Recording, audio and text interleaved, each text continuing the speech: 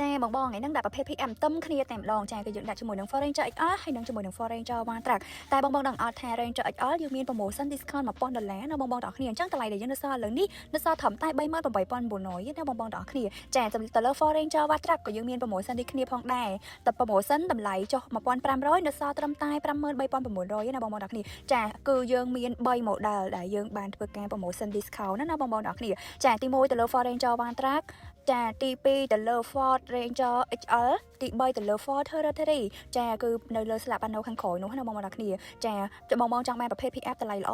38900បងបងអាចមើលទៅលើ Ford Ranger XL បានចាជាលក្ខណៈគ្រួសារនិងរកស៊ីដូចគ្នាទៅលើបងបងចង់បានជាប្រភេទលក្ខណៈគ្រួសារហ្មងអត់ត្រូវការដឹកអីទេបងបងអាចមើលទៅលើ Ford Territory បានចាតម្លៃ38900និយាយទៅ Territory ជាមួយនឹង Ford Ranger XL តម្លៃដូចគ្នាទេបងបងទាំងគ្នាតែបើសិនជាបងបងចង់បាន full option ជាប្រភេទ pick up កម្លាំងខ្លាំងជាមួយនឹងម៉ាស៊ីន3.0